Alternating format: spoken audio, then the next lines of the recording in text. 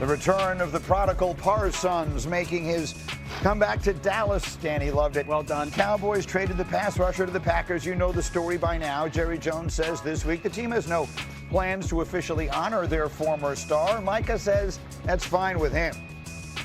There's a lot of things I can consider disrespectful throughout this process, but I wouldn't say the tribute is one of them. I would say, I just think, there's hard feelings maybe there for them, but, for me, I'm happy where I'm at. And we got a really good football team, so I guess I can give you my tribute and a win, I hope.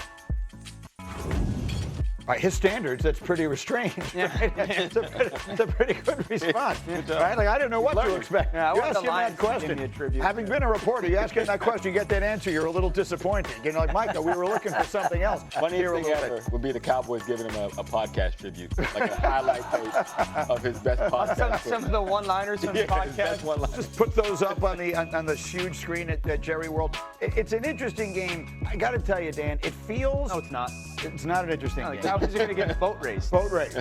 Cowboys are going to get whooped. This offense without CeeDee Lamb and with two offensive linemen out going against this defensive line, that's one of, if not the best pass rushing defensive lines in football. Yeah. They're going to get smoked. And then this defense going against Jordan Love in this offense that's going to hunt big plays in chunks, and they can't rush the passer. They've blown coverages. The best case scenario for the Cowboys is keeping this thing under 3 touchdowns. Whoa. That's how this game will go. Whoa. And by the way, Dallas has got some major injuries. Let's just point them out again. CeeDee Lamb has a high ankle sprain, 3 to 4 weeks. Their first-round draft pick, Tyler Booker, has a high ankle sprain, 4 to 6 weeks. Deron Bland has a foot injury. He's back at practice this week, and they do think he'll be able to go. And there's a question mark about Trayvon Diggs and his shoulder injury. But you mentioned all the issues that the Dallas Cowboys have. We're talking about the injuries. The other issue they have is that Green Bay's coming off a loss to the Cleveland Browns. You're going to get a salty Green Bay Packer team on Sunday night. They're not going to play a game like that 2 weeks in a row. No, they're definitely catching them at the wrong time. Micah's going to go off. He might have 4+ sacks in this game. And to your point, it's almost exhibit A of why Jerry Jones needs to relinquish GM duties. Because this defense has literally set their entire team and organization back. Because even for that defensive backfield, where it seems like everything is open sesame down the field, well, that's what's happened when you don't have a pass rush and have Micah Parsons in the lineup. I think one of the things we'll see is the difference in the rosters. I mean, the Packers have a Super Bowl caliber roster. Yep. Cowboys aren't even close. And so that's the thing that you'll see difference-wise. And we talk about Micah and the defense. This defensive line, it's like the super teams from the WNBA. Yeah. It's not just Micah Parsons. Now, I love the fact that they've weaponized them. They're just trying to create all these one-on-ones. Micah's in the middle now as an off-ball linebacker. They just want their 5 pass rushers, Micah Parsons, Lucas Van Ness, Rashawn Gary. Everybody gets one-on-ones. Somebody win. That's the goal. That's the concept. This time they pressure Edgerrin Cooper. And so I don't need Micah to win every play. I don't need Rashawn Gary to win every play. I don't need Lucas Van Ness to win every play. I just need one of those guys to win at a time. And then as an offense, you're like, oh my gosh, Micah, Gary, Van Ness, they're all at the line of scrimmage. And all of a sudden it goes from a 5-man pressure and you think man coverage to a crazy cover 2. They spin out and you're going to see Dak going, I don't know what the coverage is and forcing the football. So this is so much more. Micah leads the NFL in pressures at 14. Rashawn Gary has 9 and he leads the NFL in sacks at 4.5. And Lucas Van Ness has 7.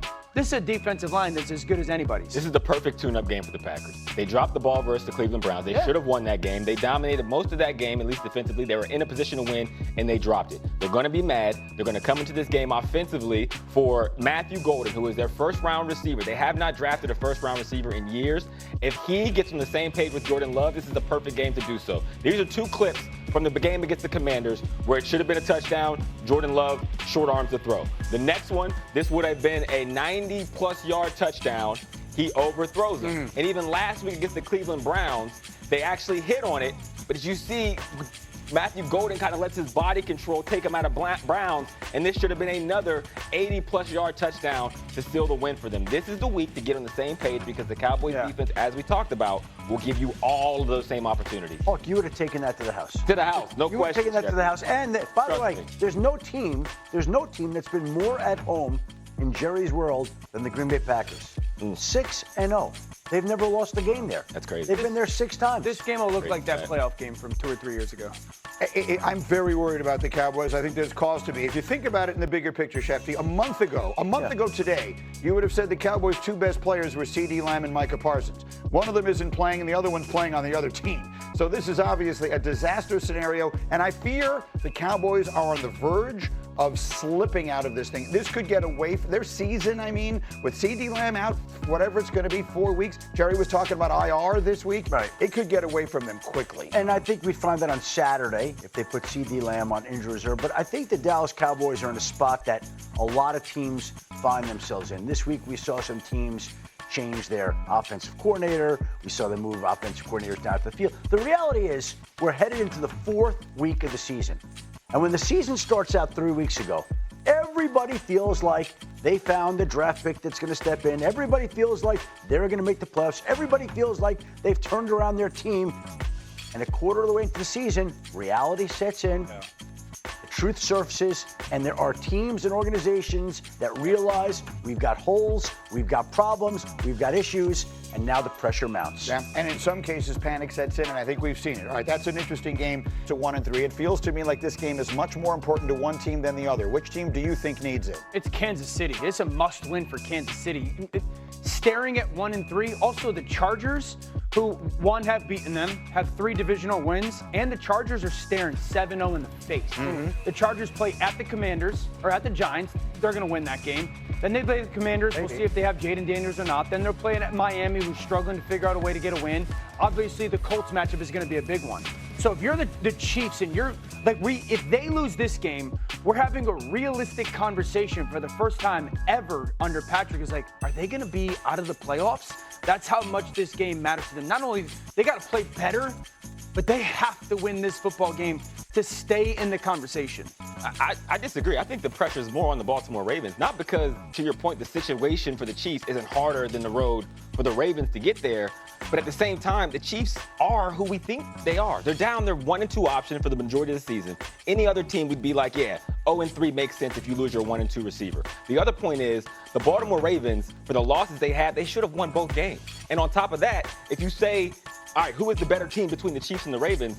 You're going to say the Ravens. So if the Ravens drop this game again, there's serious questions about this team and why they're not winning these games that we feel like they should. I think the noise gets louder, but when he brought it up with the division. You look at who's in the AFC North, it's the Bengals, it's the Steelers, it's the Browns. The noise is going to get louder around the Ravens, especially because defensively they're not playing very well at all. But you look at the division and the landscape of how you get into the playoffs, you can still sit back and take a breath because their offense is still playing well. It's like take care of the football in crucial situations, but they're still operating very well. They'll have more time to figure out. The Chiefs don't. You look at their schedule, they got to play the Lions, Commanders, the Jaguars, Buffalo, Broncos twice, Colts, Chargers again. Yeah. That's where it's a real conversation. The first time ever 1-3 under Patrick. You can only fall so far back if you're Kansas City. I think the divisions do matter to the conversation here. If you're the Ravens, you fall to 1-3. You could look at your division and be like, we still could win this division at 10-7. Yeah. Where the 10-7 won't get the Chiefs into the playoffs.